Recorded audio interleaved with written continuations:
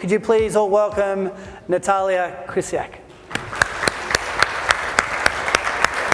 Thank you so much, Hayano. That was a lovely introduction. I would have really loved to be with you in person, but unfortunately I'm in Sydney, where we're still not quite allowed to travel. But hopefully 2022 I'll get to be there, and I would have particularly loved to have seen some of the children speaking. So fingers crossed for next year. But as Hayano said, I've been interested in the topic of child-friendly urban design for quite some time, and I've had the privilege to travel around the world exploring this topic. And I wanted to share with you some of the things that I discovered along the way, and some ideas of how we can really reimagine our neighbourhoods through play.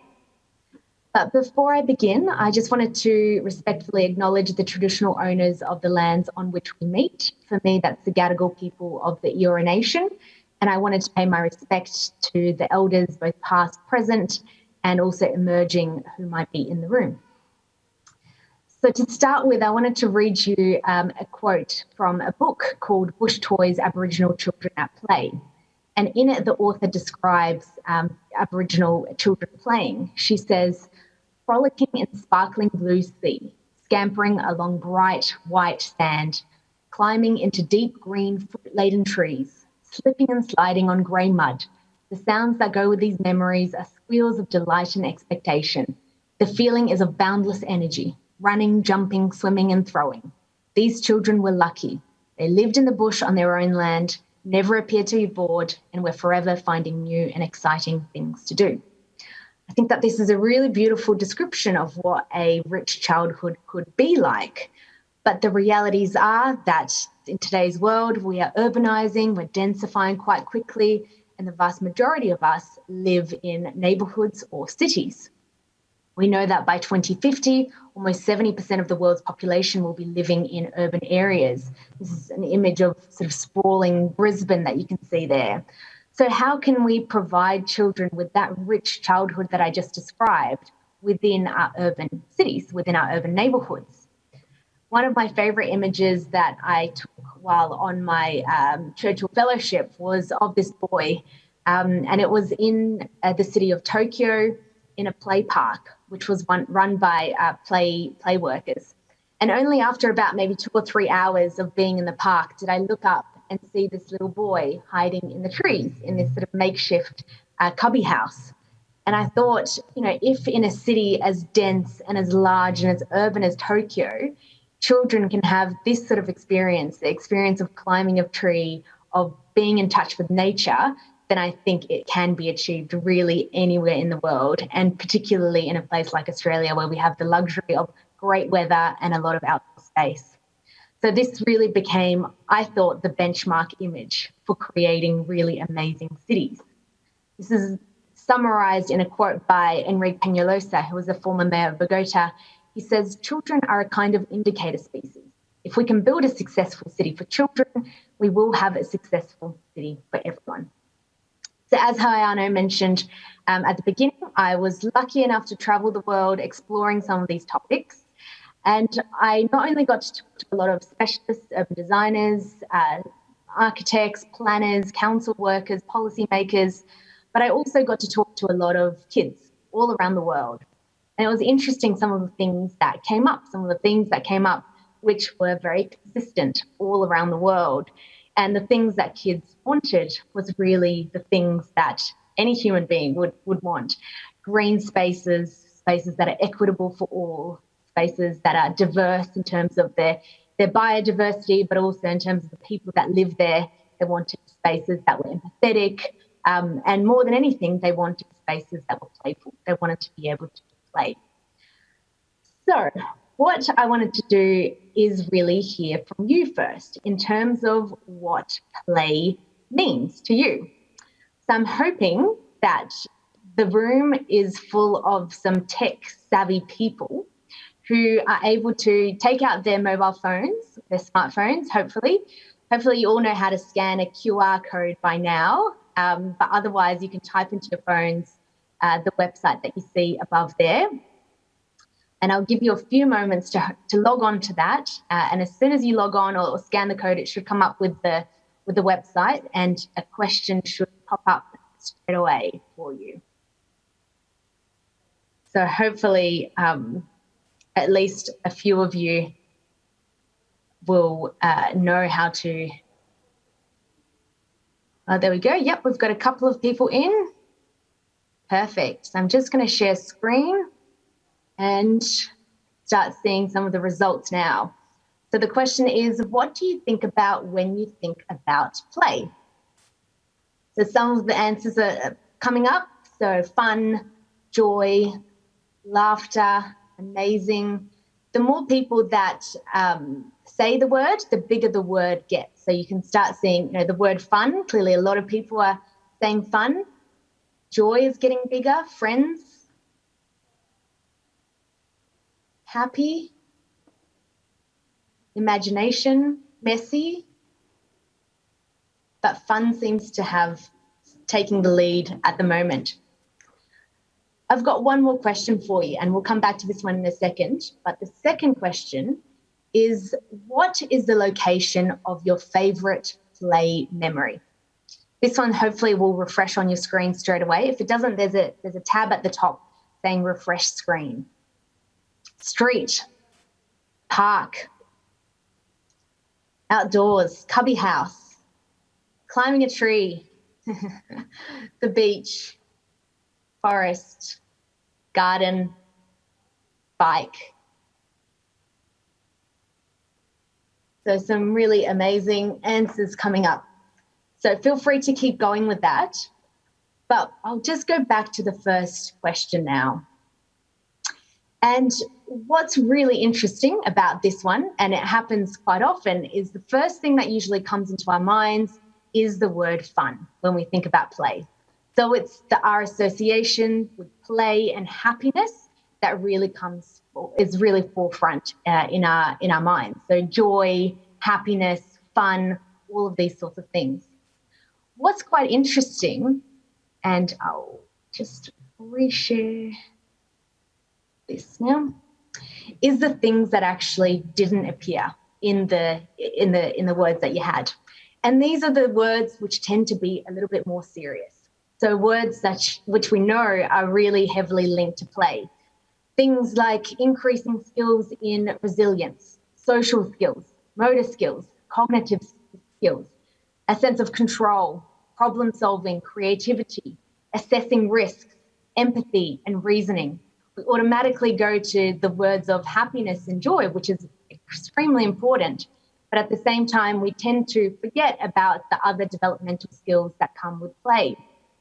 This is interesting, as summarized by Peter Gray, who's a psychologist. He says, perhaps play would be more respected if we called it something like self-motivated practice of life skills. But that would remove the lightheartedness from it and thereby reduce its effectiveness. So we are stuck with a paradox. We must accept play's triviality in order to realize its profundity.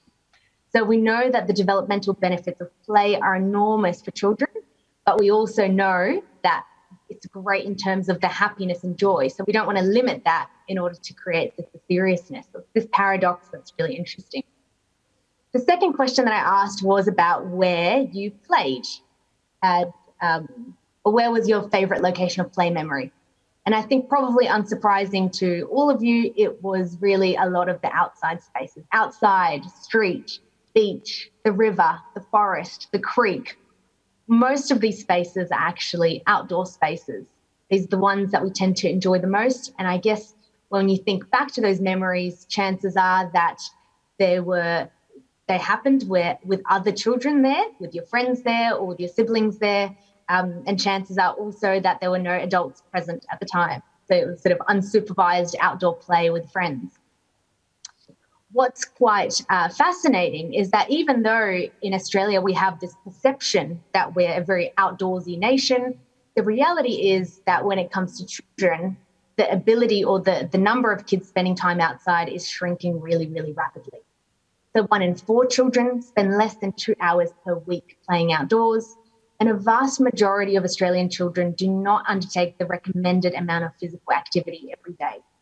With that, of course, comes a link to obesity. We know that 1 in 4 children in Australia are overweight or obese, and a vast majority of children are also driven to school.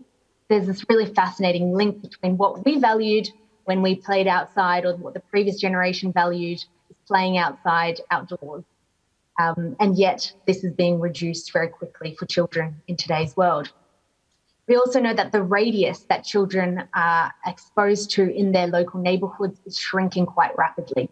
So this is a map which was from the UK. I would imagine it would be very similar study in Australia, where you see the great-grandfather, his radius was almost the entire neighbourhood.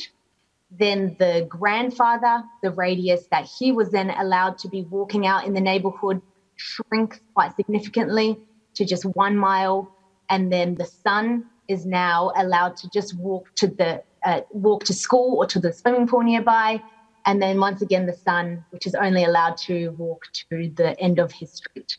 So you can see the shrinking radius that children have the ability to be exposed to these sorts of memories, such as playing outside, playing in the creek.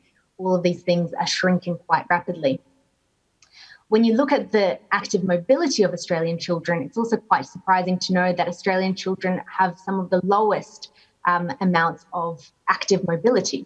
So compared to, for example, children in Japan, they have almost 1/3 of the ability to be walking outside and cycling outside. So very, very small radius of movement for Australian children. Often they're described as the most chauffeured children in the world. So driven sort of from activity to activity and organised sports and play dates. Of course, the reasons for this are really complex. There's social reasons, such as pressures relating to judgment from other parents, being labelled a bad parent for letting your child playing out on the streets, or a lack of trust in children to be able to assess risk independently, a lack of trust for other adults to be able to look after your child's well-being. There's policy risks around planning policy, which aren't child-friendly, reduced playtimes at school, all of these things that prevent children from playing. And from the perspective that I'm really interested is really the built environment and how the built environment prevents children from playing. So inadequate infrastructure, a lack of child-focused facilities, access limitations, quality of outdoor space, all of these things. What we want to avoid is this sort of scenario. This is an image from the UK of a play space just completed in the last year. It's sort of, a very, very basic play space with a couple of play structures surrounded by a fence, and then with some notifications on it saying, use this at your own risk. So we treat play as a very risky activity that needs to be bound literally by a fence and has to have a number of rules applied onto it. So what my research is trying to do is dispel this idea of a neighbourhood with a playground where you only have designated spaces for play, and instead look at how we can start to weave play into our neighbourhoods. So creating walkable networks of diverse play opportunities. How do we do this? I'm going to go through a couple of strategies. And if you do have any questions while I'm talking, please feel free on the same link on your phone. You will have a sort of a tab that says questions, and you can feel free to ask any questions as we go along. So what we want to do is we want to create a sort of a layer of different play opportunities for children in our neighbourhoods to be able to provide them with a diversity of opportunities to both enhance their experience but also to make it a really safe one.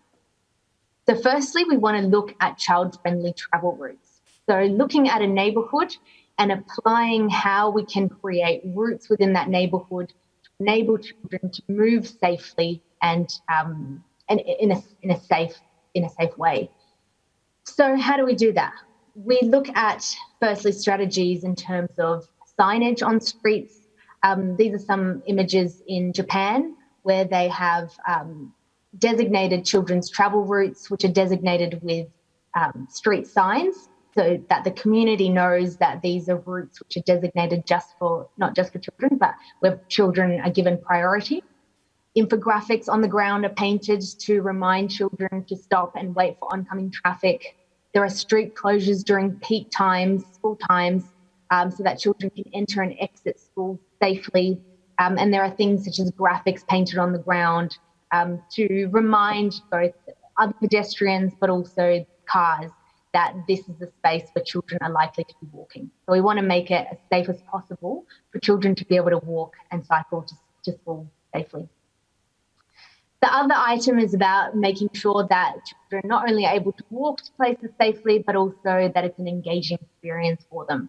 So the idea of playing along the way. So creating graphics on the way. These are some examples from America, such as creating posters where children are encouraged to be active, to jump or to dance along their journeys to school. Putting things such as chalkboards on the way so that kids can write notes to one another or describe the things that they dream about, they think about. Integrating opportunities also for learning along the way. So this is a great example from Philadelphia, where this maths type puzzles and games were integrated close to a bus stop, that when children were walking to school or waiting for the bus, they could create these, or they could play with these puzzles and different games to enable them to playfully learn along the way. And of course, technology can be a really great help when it comes to children being active and mobile in the community. This is an example from Munich where they put these boxes along paths to school where children can tap on using sort of like a travel card. And then they get the next clue for every box that they tap onto. They get the clue of how to get to the next box. So it lets them get to know the neighbourhood, and it creates a fun opportunity to journey through the neighbourhood and get to know both their friends and get to know the neighbourhood. Another item which is really critical is about really rethinking the way that we design streets. So prioritising not cars in our streets, but actually prioritising the well-being of children in our streets. So a couple of ways that this can be done. Some images from Germany where they simply painted graphics on the ground, which make it clear to vehicles that both walking, cycling children, but also playing children have just as much priority on that street as these vehicles. So it's a shared street idea, the idea that everybody has priority on a street. It slows down cars, of course, and it makes sure that they're really well aware that children might be playing on streets. Another idea is to create playful elements along the streets. These are some images from the UK where they created a permanent play street. Here you can see things like logs, graphics on the ground, playful logs and rocks arranged on the sides of the street that children play in. There's a sort of a hammock, a little makeshift cubby house, all of which are there to say that children are welcome to play in the street, not just on a temporary basis, but on a permanent basis. Their priority is what's important in this street. And it's a really great ability for children to be playing directly on their doorstep, so they don't have to go far out. They can just go directly on their doorstep and be playing and engaging with the local kids in the neighbourhood. Another really great example is the idea of activating green spaces through the idea of play boxes. So boxes which are filled with shared toys and equipment for kids to use. These are examples from Rotterdam, where in most public parks they put, it's basically a shipping container which is filled with loose toys, bikes, things that children can rent out. It's basically they use like a library card in order to rent out a toy of their choice, and they can use that toy within the park itself. So they can't take it home, but they can use it there. What it means is that it normalizes the idea of play for kids. It gives them an additional sort of fun thing to look forward to.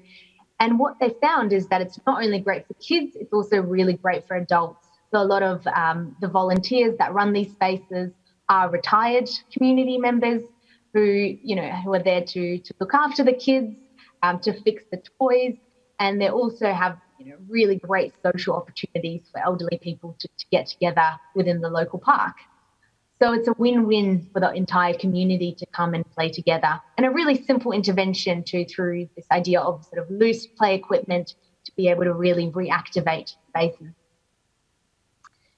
Of course, it's important, especially when children don't have their own backyard, if they're living in either apartments or small units, to be able to provide children with the ability to get really messy, to engage in those things that we spoke about before in terms of climbing trees, getting dirty in mud, all of these things, providing those opportunities for children in an urban context. So the idea of a play yard is one that's both very common in the UK, but also throughout Asia. These are some images from London of play yards, where you basically have a yard. It's not the most beautiful thing. It's meant to be a space which is really messy. The structures usually look a lot more, a little bit unsafe, though I think that they're made to look a bit messy. Even though they are run by play workers, the play workers check everything on site every morning, so everything's completely safe. But it's a space where kids can just be kids. They can get messy, they can leave their toys there, they can leave everything there, and they can get sort of really dirty in terms of playing in the mud. These are some images from Tokyo of a play yard. You see sort of kids climbing on trees, creating makeshift structures, really giving them the opportunity to engage in that free play. It's not just great for the little kids, but also what they found, particularly these examples from Tokyo, is that it's really also great for engaging youth. So the youth workers that are located in these play parks, they have great relationships with the local schools, so that if a child, for example, doesn't one day attend school, they might instead come to the play yard, and the play workers are able to call up the school and let them know that that child is safe. They've just, couldn't for some reason attend school that day. They wanted to have a retreat space. They needed to retreat out of school and into this play yard. So it becomes a really safe space for youth to be able to engage and have their own sort of environment like that. So here you can see a group of youth that come in, they have a little bonfire, and then they just chat and relax in this sort of environment that's made just for them. It's really great. I'm not sure if hopefully this video will play. You might not be able to hear the video, but what you'll be able to see here is younger children engaging with the older children. So here you can see the little boy being sort of pulled up by the older child in order to go down the slide.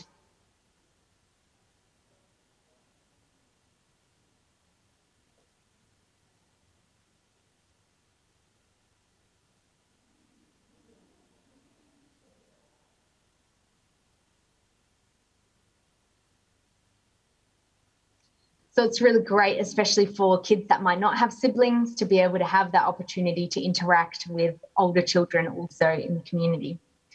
Within these play yards, it's also really important to have rules in place for the children to follow so that safety is adhered to. So in these examples in Tokyo, they had sort of poems written for the children, which described to the children that this is a space made especially for them, but it means that they need to look after the space and they need to look after one another. So a great way of teaching children the responsibility of having a space that's for them so that they can have ownership of it. Opportunities for children to engage in nature is really important. So promoting a love of the natural world through play.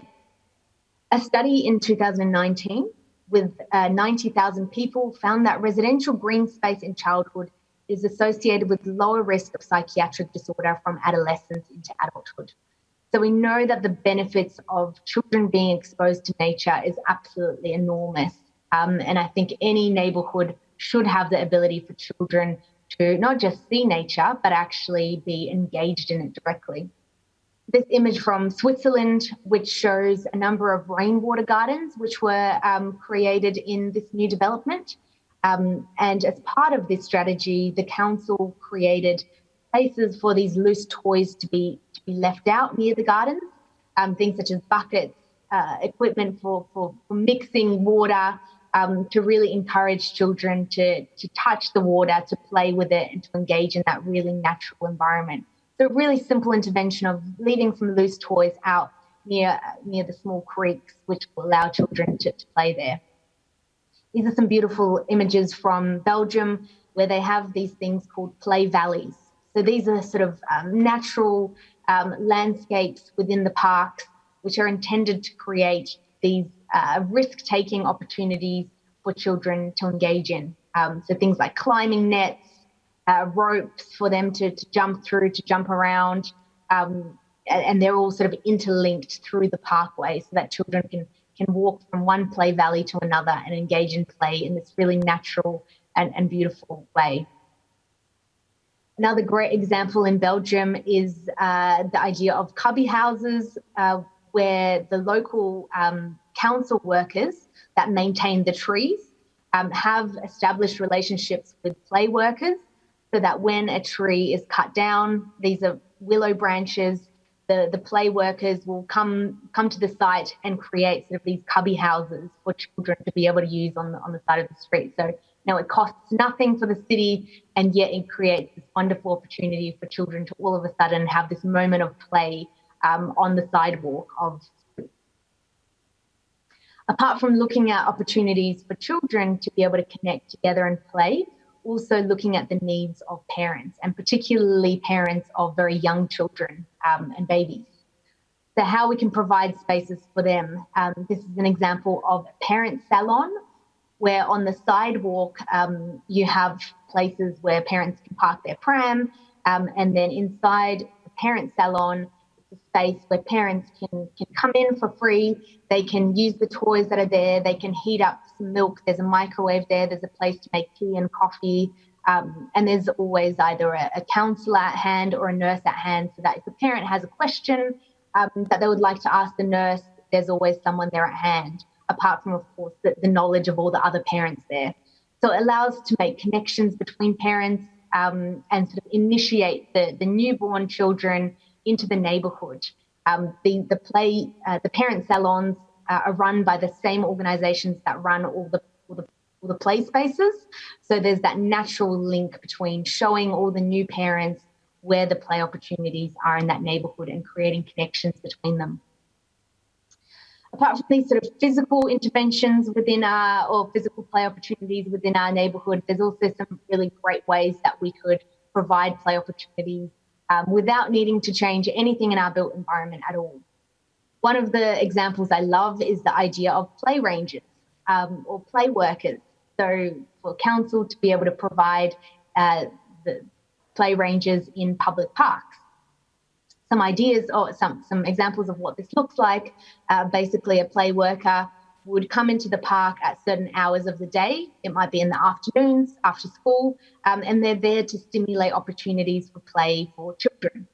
So they come with various craft equipment. They come with things such as ropes, skipping ropes, balls, lots of loose toys, so that kids can start interacting with one another within parks. It's about normalising play in our neighbourhoods and creating opportunities for children to connect with one another.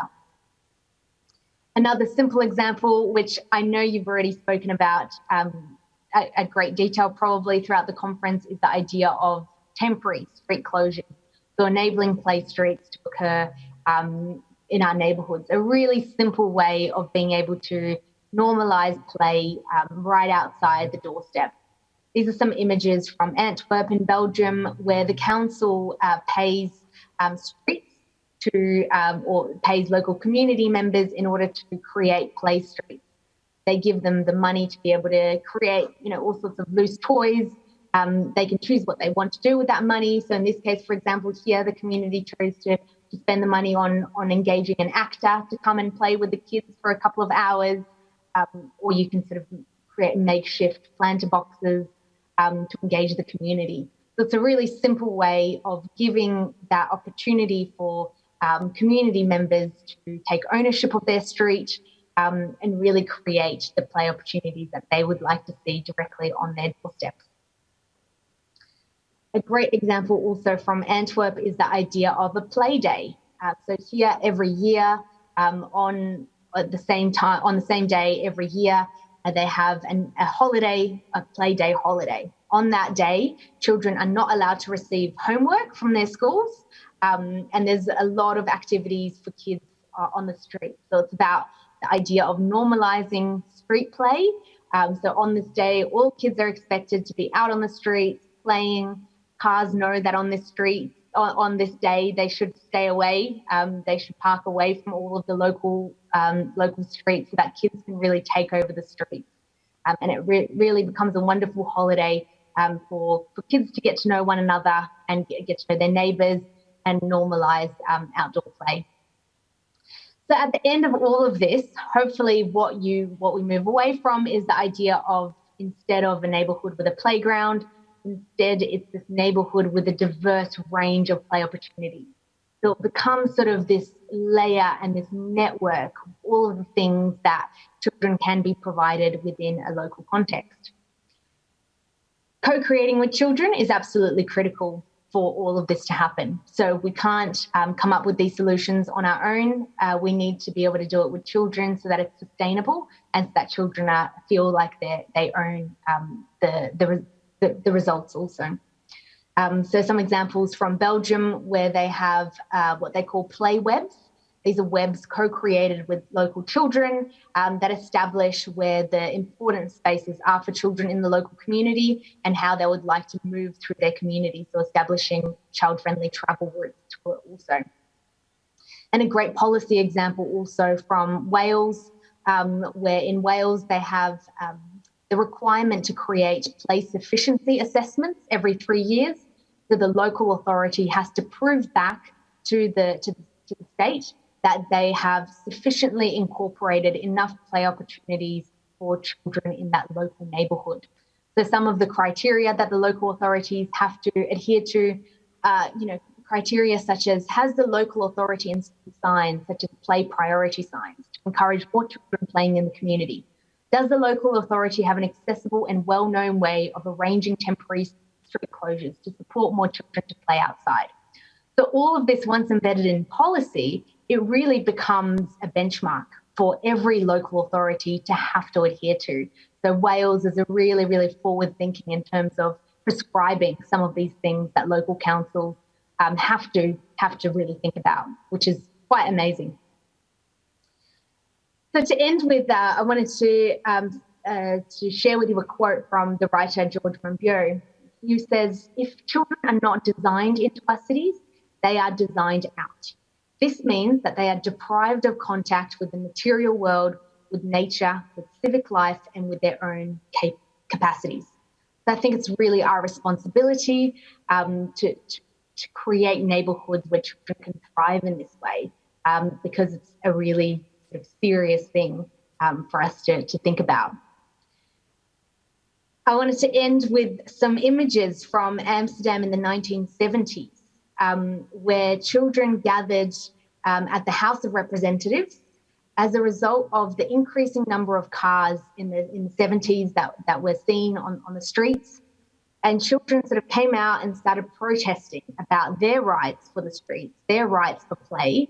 And so these are some really beautiful images of them saying it's not fair that we don't get to play outside anymore in the same way that previous generations did.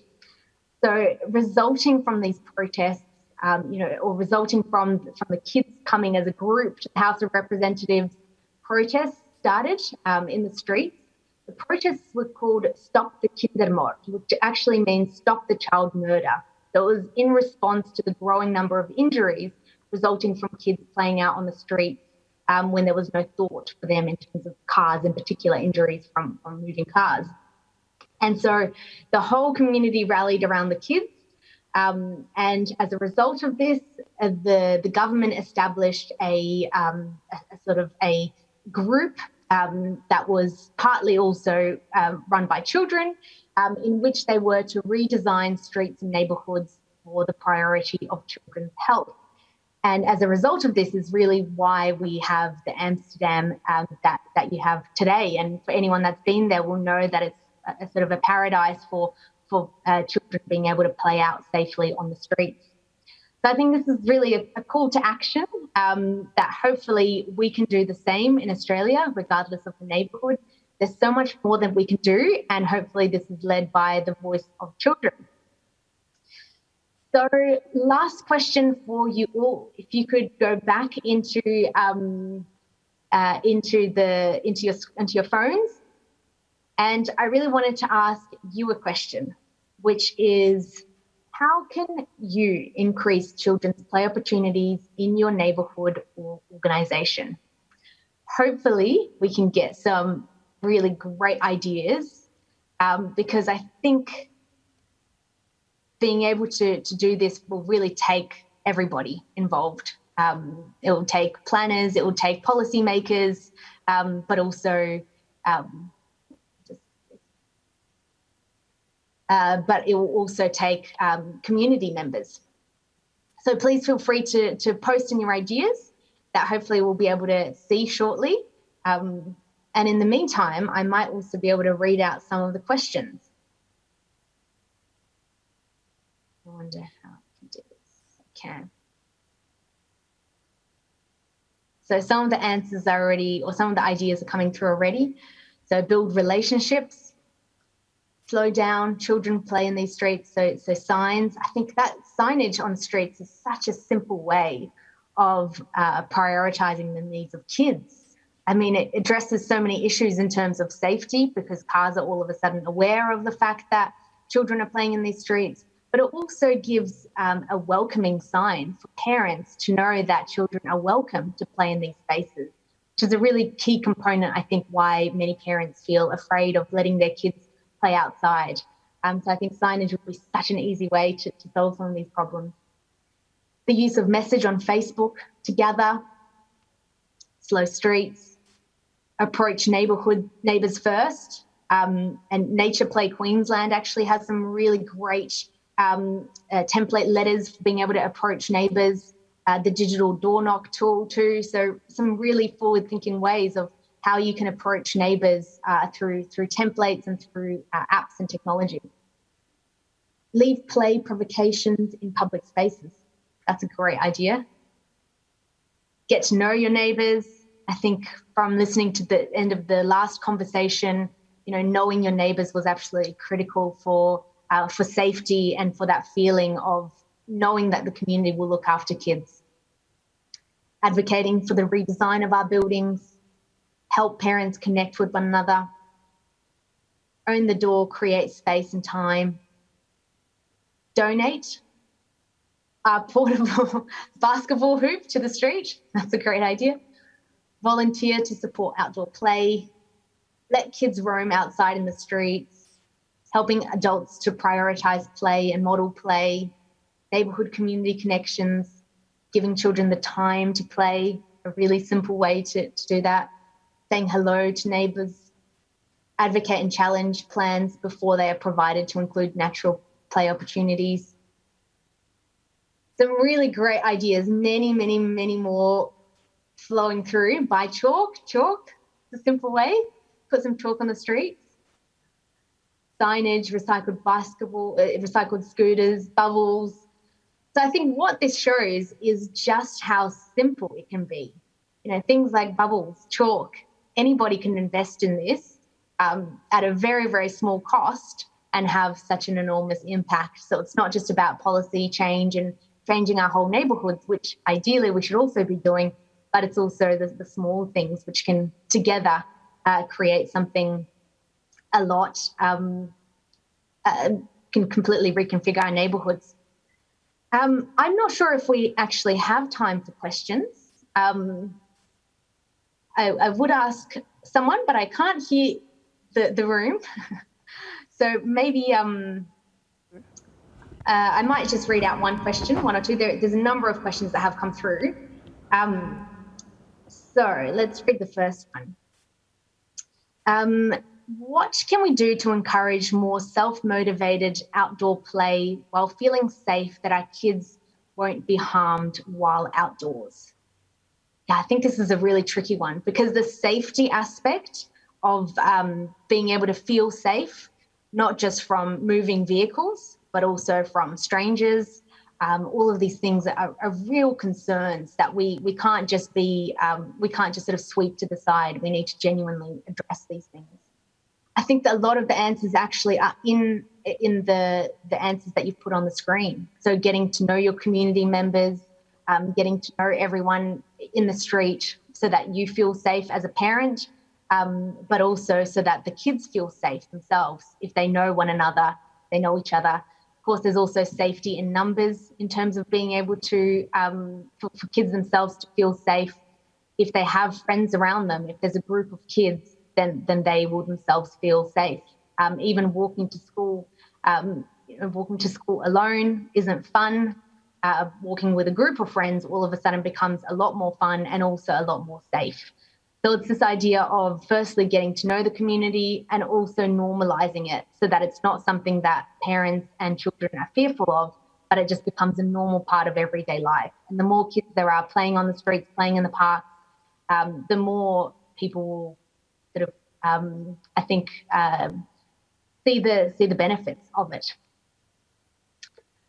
So hopefully you've enjoyed the presentation. Hopefully, please feel free to continue putting in ideas. You can also vote for your favourite ones. I'm sure at the end of this, we'll be able to share all of this with you so that you can have a look through it also. And it is a little bit strange. It would have been great now to have a conversation, but it does feel very one-sided at the moment. Yeah, I'm not sure, Hayana, if we can have a quick chat, but otherwise we might just wrap up there. Natalia, can you hear me? Yes, I can. Fantastic. Is there any questions from the floor? I could probably be the interpreter. No? That was an amazing presentation. I know I've seen this before. It's just as inspiring second time round. I love being reminded of all the simple things that we can do to increase the lovability of our communities, and to borrow a term from a friend. So I think, thank you for giving us a great vision of what is happening out there in the world. And this then tells me that it is achievable and doable. And so my quick question is, do you have any advice for us on some other first steps that we might need to take? What do you think is the next big step for Australia maybe, or Queensland, or any community that would like to start making more efforts towards increasing the playability and making our cities more inclusive of children? I think the answers are really on your screen here. I think anyone involved in any way in the community or has an organisation, there are so many ways that we can start improving outcomes of play for kids. And just in the past 5 minutes, we've come up with 45 different ways of creating play opportunities for kids. So really, very, very quickly and easily, we can start improving outcomes for kids. In terms of policy, I think this is something that already you're working on in Logan, which is creating a play plan, which is absolutely critical from a policy perspective. So outlining what the vision is for the city of Logan, making sure that the streets are designed in such a way in the future for new neighbourhoods, new streets, and even existing ones, that we start prioritising the needs of kids. We start looking at what the special areas are within Logan for children, and start really curating this into a plan, so that the vision of what a playful Logan could be is actually written into a policy document, so that it's not then up to just the local community members to buy chalk and create these play opportunities, but it's actually the responsibility of the policymakers in council to make sure that this can easily happen for children. So it's great that the community gets involved, but it actually also needs to happen at a high level. And I think you're already starting to do this, and I'm really hoping to be able to see an amazing play plan for Logan in the next year or two. Fantastic.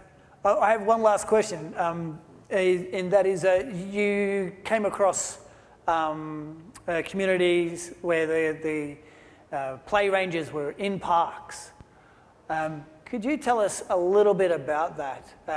How did they end up? Do you know how they ended up with that as a solution, like putting play ranges in parks?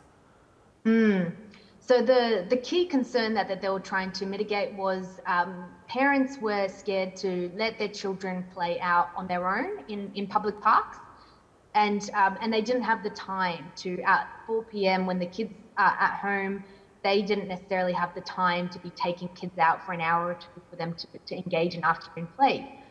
So the idea of the play workers or play rangers originated from that. So both in terms of convenience, so that kids could be playing outside without the need for parents to need to stop their day to supervise, but also to really to really sort of address that concern around safety. So as soon as a play worker is in the park, the parents all of a sudden feel really safe because someone's there watching over the general safety. They're not childcare workers, so they're not there to look after the child in the same way that a childcare worker would, but they are there to just look out for the general safety of the kids there, to make sure that, you know, strangers aren't approaching the kids, that if any accidents or injuries happen, that they're there, they know what to do, and they have all the numbers of the parents too. So it becomes a safety net for kids, for parents, sorry. And it also becomes a really great way for kids that might not know one another to become really accustomed to other kids in the neighbourhood, because they feel it's sort of normalising outdoor play. So if you were the first kid in the neighbourhood to ever play outside and you didn't know anyone there, it would be a sort of a really scary experience. So by having a play worker there, it normalises play, it gives the peace of mind for parents, and I think it's a really simple solution to get more kids playing outside. Fantastic, fantastic. Natalia, thank you for sharing your incredible research. Thanks for doing that incredible journey around the globe. I hope you had a lot of fun doing that. And yeah, I'm really inspired. Thank you very much. Here, please join me in thanking Natalia. Thank you so much, everyone.